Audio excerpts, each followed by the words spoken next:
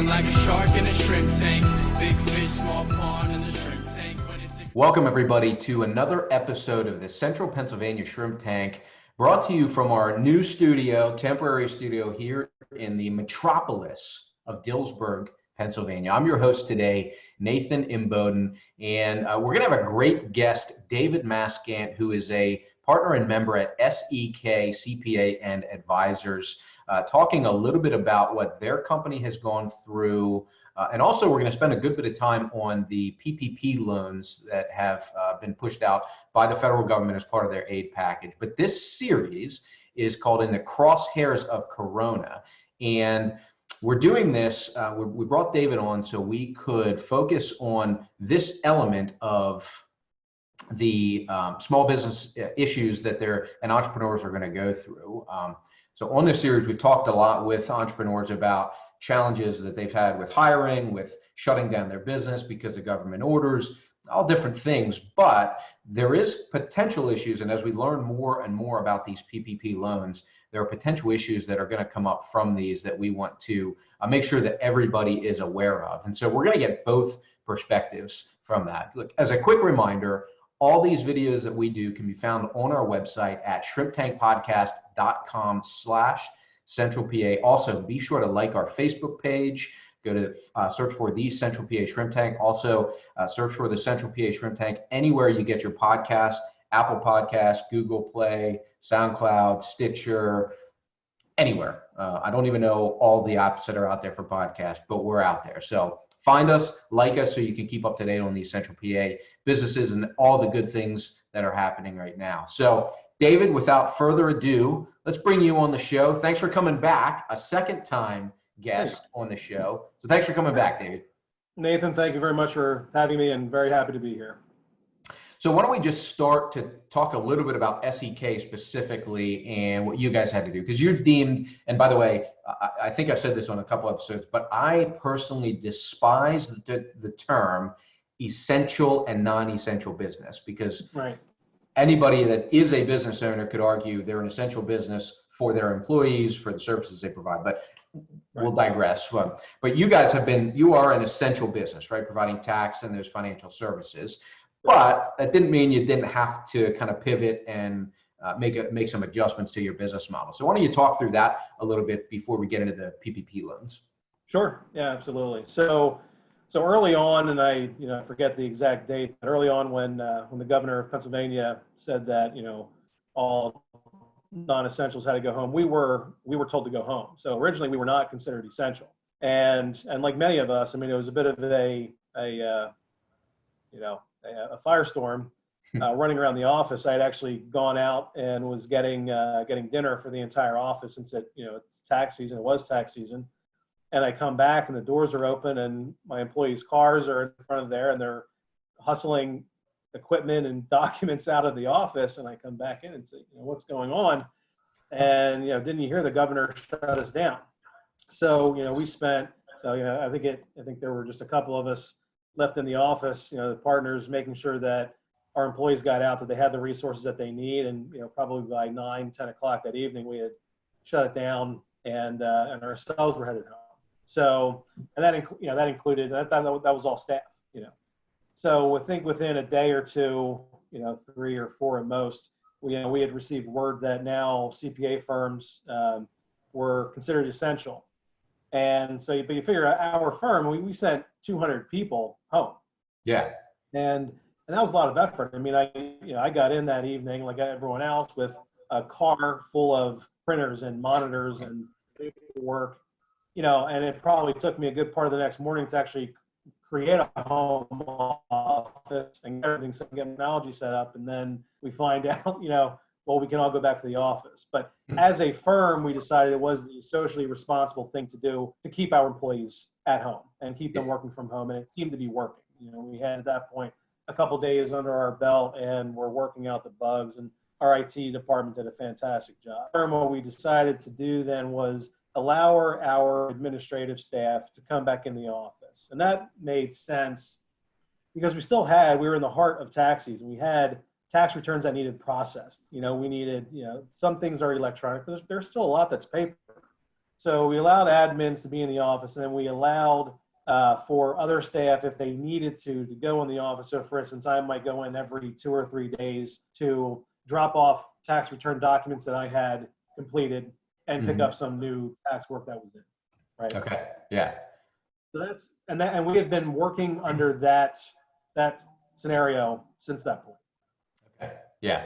So you were able to adapt, and you're right. I mean, to pivot to go fully remote and then try to repivot to go back to an office environment is just, it seems like a useless waste of time if you've already spent all that effort to get people remote. So you're able to adapt on that. And I guess the extension of the state, local, and federal return deadlines probably helped in being able to manage that a little bit better, because I'm sure it would have been more of a firestorm with all this going on, because when we get to the PPP loans, I mean, I know that occupied a ton of you guys' time when normally you would have been doing tax returns.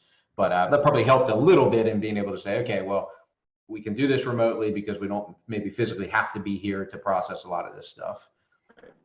I would say where the relief came from an extension of the deadline from April to July was with larger clients that, because of the complexity of their business work and frankly, multiple partners. I mean, just the dynamics of, larger clients and those entrepreneurs, they typically go on extension, if not always. And we typically have to deal with making good faith estimated payments. Yeah. So that was the relief that we felt. So we, and really we hope that by July, everything will be done, so there wouldn't really be a need for estimated payments. Otherwise, we really made a big effort to get the tax work done by the 15th of April, because people were hurting for money. Right. And if they needed their refunds because they were maybe going to be unemployed, and frankly, whether they were hurting or not, there was a perception and there was fear that they were going to need it. So we wanted to make sure we did right by our clients and get them the refunds that they were due. You had the stimulus money coming in, so if they would have been, be better off with a 2019 return being filed with direct deposit information to make that $1,200 come in faster. We really had a big push to get through the 15th of April with some success, like we normally would have. Yeah, that makes sense. Well, let's pivot a little bit to these PPP loans, because from the very beginning, as part of the first round of stimulus money that was pushed out, this program is created, and on the surface, right, it sounds simple. It sounds like a great program. It sounds like it's potentially free money, so to speak, if it's used a certain way. It's labeled, even when you would go on the, I guess it was maybe the SBA's website, they had maybe 6 bullet points about what the program was like. Your 2.5 times your average monthly expenses of X, Y, and Z. That's your loan amount. If you use it for payroll, certain rent, and other expenses over an 8-week period of time, whatever you use for that 8 weeks, that loan's forgiven, interest-free or low interest. Boom, great. Deferred interest for 6 months. It's very simple, right? Simple and easy to understand, easy to apply, right? Sure, that's what it sounded like on the surface, Yeah. Well, now as we're getting into it, and it's probably not worth really belaboring the cluster that it was to even go through the application process and do all that, which, by the way, it's probably relevant to do a huge shout out to all the community banks in our area, because they're the ones that came through time in and time out of helping individuals actually secure loans. We had a bank in our area that was able to go down and try to help somebody in Florida who had a national bank who wasn't able to help her out. It just kind of kept getting pushed in the queue. And a local bank in our area that's able to do business in Florida within 8 hours had her through underwriting and is going through that process. So huge shout out to community banks. Bank local if you can, unless you have national needs, bank local. But I'll digress from that. Let's talk a little bit about that program, because again, we talked about it sounds great on the surface, but there's maybe some gotchas, maybe some caveats that we need to be aware of, instead of just assuming this is going to be free money, baby. Yeah, that would have been nice. Sure. Yeah, right. So I mean, and SEK was no different than any other small business. We applied and we struggled with interpreting it, and then we got our application in and worked to get funded. And and we worked with, of course, all of our clients getting their documents together. So, but you're right. The applications are, at this point, applications are in, companies are funded, and I think we all breathe a sigh of relief when this is done and the money hits the bank account, for our clients, and we get these emails and they're so happy it came in. So, but it's not over. And now there's this big question, well, what happens at the end of 8 weeks? And so a couple of things. Everything I talk about right now is interpretation and maybe speculation by smart people. But really on May 15th, as I understand, Treasury's coming out with additional information, additional regulations and guidance on the forgiveness portion of this. Yeah. So with that said, originally you're right. We interpreted this as, it's payroll, it's rent, it's utilities, and there's some other items in there, but essentially it boils down to those basic items that the companies need. And if you use it for those, it's forgiven, and if not, the balance is a loan. There's a big question right now as to, if the portion that is not forgiven, and if you use it for something that's outside of those specific items, will that actually convert into a loan, or will a company need to pay that money back to the government? Right. And that's, now again, we don't have a good answer for that. There's just interpretation of various items that are out there. Okay. So in addition to that, I think it's making small businesses start to think about, well, maybe it's not as simple as I got this money and I just spend it on paying the employees and paying the rent and the utilities. There might need to be a better strategic plan as to what to do with this money. Because if you chase after having it 100% forgiven and paying the payroll to the employees, and what if they're not working? And then in 8 weeks, you're now allowed to reopen and you need to start to rebuild your business, but now your cash is gone. Did that really help you out economically? Is it actually going to help your business survive? Or did you simply just, do the right thing? You paid bills, you paid your employees for an 8-week period, but your business still suffers or goes under in 8 weeks because you're just not up to that same level of cash flow and revenue that you were before COVID-19. Yeah.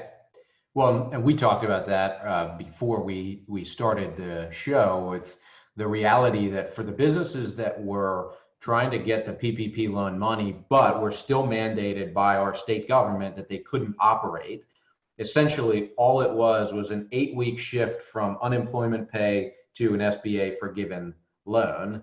But you're right, it didn't really help those businesses actually operate and continue to operate and grow their business. So that's where I think your thought process is spot on with, all right, how do we try to pivot this to help our business, not just help our employees get paid, because if they're eligible for unemployment and that stimulus money, they will get paid, or should, although that's a separate issue with Pennsylvania's unemployment system and the glitches that's had. But in theory, they should get paid. So can I do something with this money that can actually help the business sustain and stay in business, so that I'm not looking at permanently having to let all these people go at some point in time?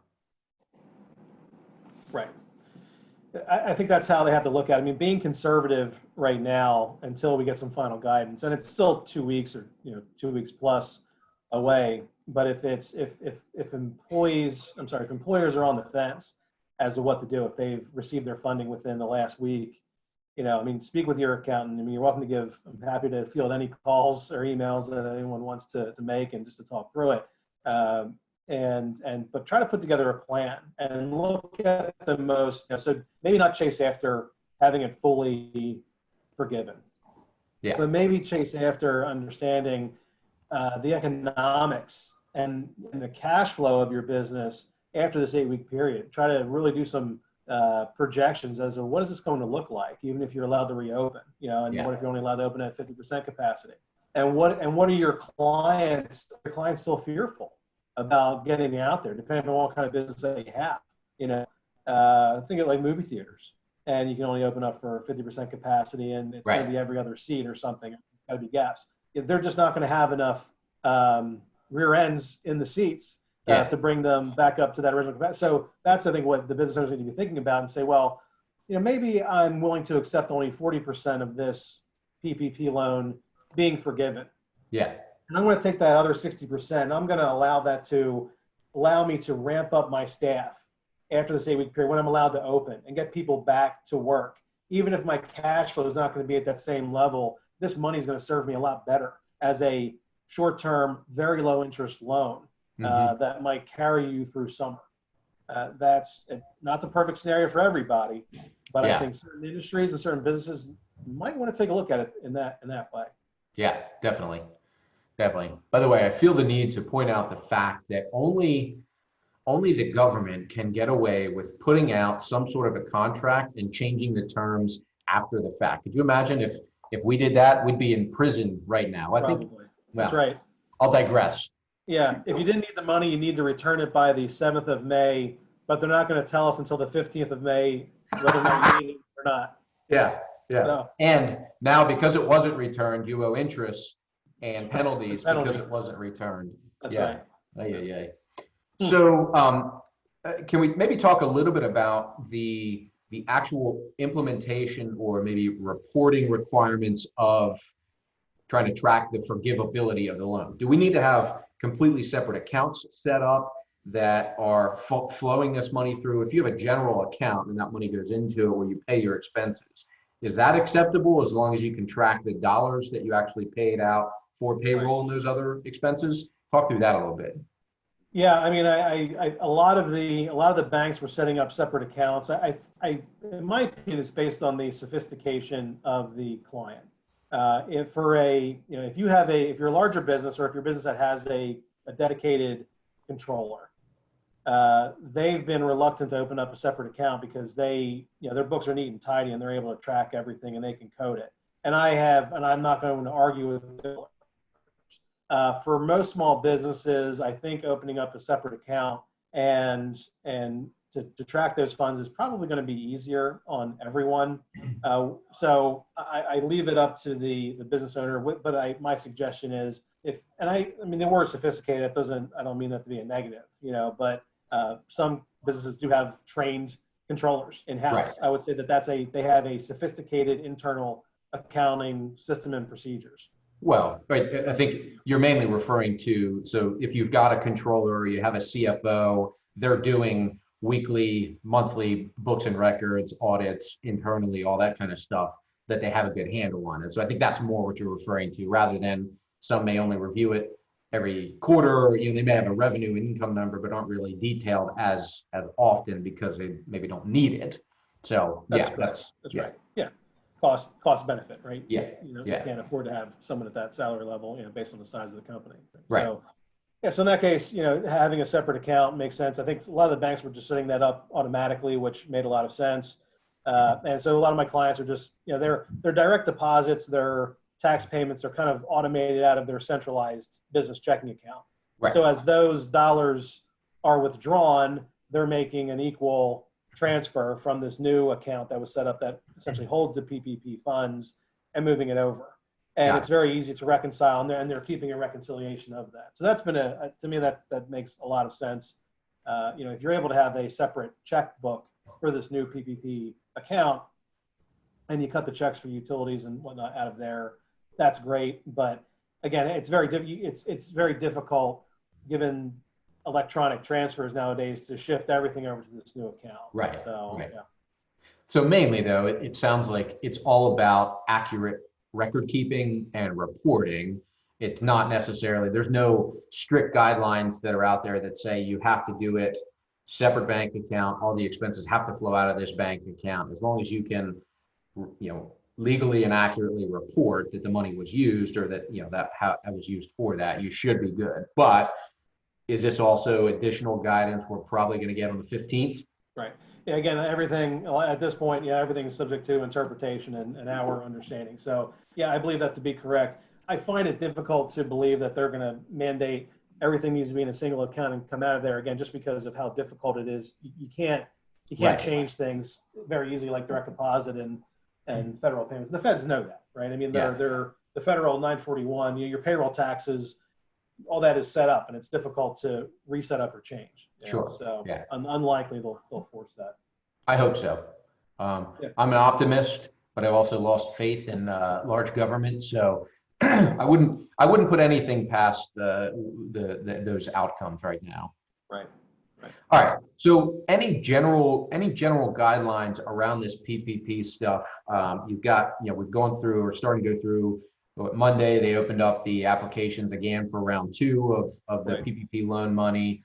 I would say a lot of those loans are hopefully in and will continue to flow throughout this week. But any additional general guidance you want to provide around the PPP loans specifically? Yeah. I would just be careful of trying to massage or maybe use the word manipulate the system. There's for now, and I think until we get to the 15th, I mean, either play it conservative if you're on the fence about bringing employees back or what to do. Being conservative is okay. And I would say be conservative on what you're paying the owners. And just because if you're, we understand there's going to be some additional scrutiny for forgiveness to happen. And as for instance, PPP loans of $2 million and greater will be subject to audit by the SBA. So they're going to be looking at everything. And, so penalties for, let's say, misappropriation of these funds are going to be pretty severe. Yeah. And for, now for companies that received under $2 million, okay, it's not going to be specifically looked at, but again, just need to be careful. So I think being conservative is right, and trying not to play any games yet probably makes sense. Again, until we know more on the 15th of May. Yeah, and I think the things you're talking about, you mentioned earlier, is rapidly increasing compensation for yourself if you were an owner. You were making 60 grand before, but now decide to pay yourself 100 grand to try to take advantage of that. You had to lay off employees, but maybe hiring family members after the fact. And is there any guidance on that? What if a business is able to stay open and they get really busy? So think about, I don't know. The only example that our governor gave on a business that has really stepped up in this time is Amazon, which is shocking to me. The lack of being, the out of touch nature of what small businesses are going through. But we'll use them as an example because they have hired and have been talking about hiring a lot of people because everybody has to shop online. Right. Because they've now hired more people, is that going to be looked at as an audit? I'm guessing that would be maybe an auditable activity by nature to just make sure that it was done correctly, that it was necessary, not just to take advantage of the system. Well, I guess I would say if there was a need to hire more people, I don't believe that would be under scrutiny. Certainly they'll, but that said, if it was over $2 million, I see what you're saying. So if you're getting busy and you hire mom and dad, and if mom and dad are actually doing work, and they're doing the work the same as everyone else and they're making a fair market salary, I don't see an issue there.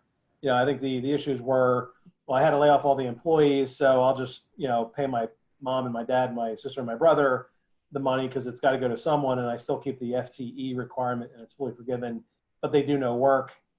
That I think is going to be the issue. Split, the gray area there as well. I hire mom and dad, but I pay them 30% more than everyone else because it's my parents. Right. Well, I think that could be an issue, right? So that's what they're saying, like watch playing games with all of this and trying to, massage the system or maximize the PPP for your own benefit. Yeah, that makes sense. All right. So in your expert opinion, if I were to hire a private butler and my own masseuse and put them on payroll, is that acceptable? Probably not. I would think that's going to be one of those. Yeah, that depends. Did you have the butler and the masseuse on payroll before, right? And you just had to furlough them for now. Of course, then we would get into is that ordinary necessary for Nathan to conduct business? Yes, David. Yes, it is. That's good stuff. You say that straight face to an auditor. Bravo. Yeah, good point. Good point.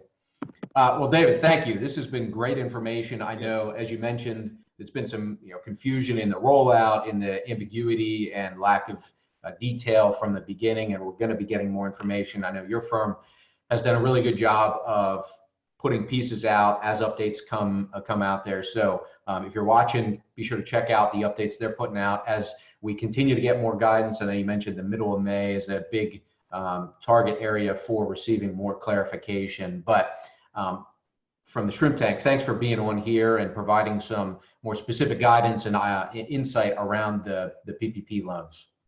Yep, you're welcome. Thank you very much for having me. Pleasure to be on again. Awesome. Well, again, everybody, that was David Maaskant, who's a partner and member at SEK CPAs and Advisors, giving you real guidance around these PPP loans. I'm going to highlight it just quickly. Look, it sounded great from the beginning, and it is intended to be a good program, a benefit to struggling small businesses to be able to help keep people on payroll and continue to pay their employees and hopefully allow their business to continue to grow and thrive. But don't just look at it as free money. If you got the loan, life's not over. You still got to make sure you're reporting properly, keeping up with the rules and the changes. We'll do what we can to keep pushing information out to all you. Again, if you haven't followed them, follow SEK because they do a great job putting pieces out to keep the public and their clients and contacts updated. But again, we want to thank David for being on this show. We'll see you guys next week on another episode of the Central PA Shrimp Tank. I've been feeling like a shark in a shrimp tank. Big fish, small pond.